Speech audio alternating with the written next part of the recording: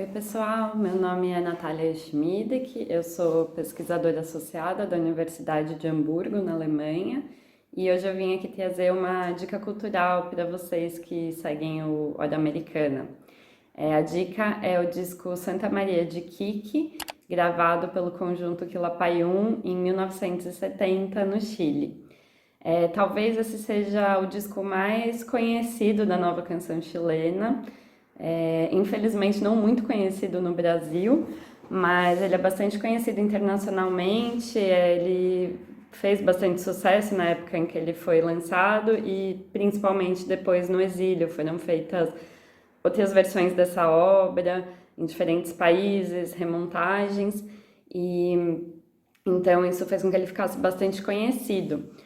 O disco ele é resultado da parceria de um compositor erudito chileno chamado Luiz Advis, que é um músico que vem da tradição de música de conservatório. E a ideia dele, né, ele compõe baseado no estilo da cantata barroca italiana de fins do século XVII, que é um gênero que vinha sendo resgatado desde os anos 1920, primeiro na Europa, depois na América Latina, principalmente para trabalhar com temáticas históricas no âmbito da música erudita. E o que o Luiz Advis faz é se inspirar nesse gênero, mas fazer diferentes modificações para aproximá-lo do universo da música popular e folclórica. Então ele introduz instrumentos, sonoridades e faz algumas outras modificações, gerando uma obra híbrida. E uma outra novidade também está em chamar o conjunto Quilapayún, que originalmente era formado por músicos amadores, né, e do âmbito da música popular. Então eles chamam o Quilapayún para interpretar a obra. E isso é bastante interessante, já era um resultado híbrido, é bastante interessante pensar no processo de ensaio, de produção dessa obra para músicos que também não estavam acostumados a ler partitura, então demandou vários tipos de adaptação. E a cantata Santa Maria de Quique, né, ela inaugura um gênero chamado cantata popular, que depois vai ser revisitado, explorado por outros autores dentro e fora do Chile. E eu acho que a razão do sucesso dessa obra, para além desse caráter inovador e híbrido, também tem a ver com a temática que ela trata.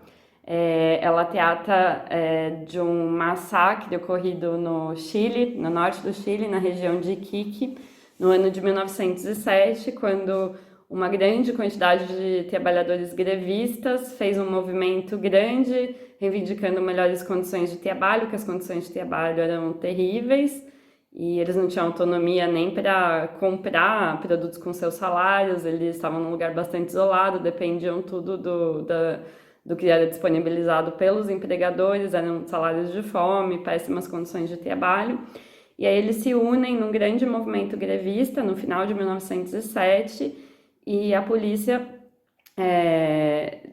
em acordo com os interesses dos grandes proprietários e dos proprietários estrangeiros também, das multinacionais do salitre, acaba reprimindo duramente, com dezenas de vítimas. Até hoje eu acredito que não se saiba ao certo exatamente quantas pessoas morreram e ficaram feridas, mas o interessante é que a Santa Maria de Quique vem apresentar uma versão desses fatos, vem recuperar essa história que em grande medida estava esquecida, e então vem apresentar uma versão de quantos foram os mortos, como foi a organização do movimento, cria alguns personagens com que o público fica, né, tem empatia, e é bastante interessante pensar no contexto de produção dessa obra, porque aí acaba vinculando o contexto da Unidade Popular no Chile, né, o primeiro ano de governo da Unidade Popular, quando essa obra é lançada, com esse histórico de lutas trabalhistas. Então, acho que por essas diferentes razões,